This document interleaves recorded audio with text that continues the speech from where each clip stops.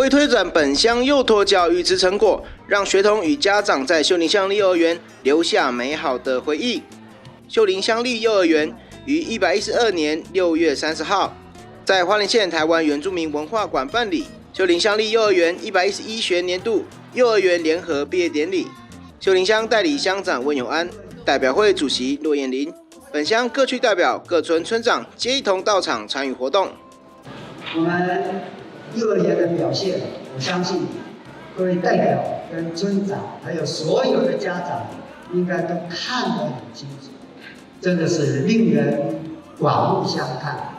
幼儿园的老师都很辛苦，怎么样让我们的小朋友营造一个更完美的一个最周详的人生规划？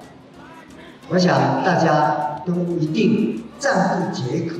各位家长，孩子现在已经少子化，所以在孩子的教育上面是非常的重要。刚刚我乡长有说，孩子就是要陪伴，不管在任何一个阶段，就是要陪伴。那现在要进入国小的阶段，更需要家长的陪伴。本年度毕业学童一共有5个班，有嘉明主所、富士分班、同门分班、水源分班、和平分班，一共54位学生。秀林乡公所历年来致力于文化、教育、社会福利等工作。自本乡开办幼儿园以来，就是期盼能够提供本乡乡民就近就读的学校，让本乡学童在能够衔接主流教育的同时，亦能彰显太鲁阁族族群文化的特质。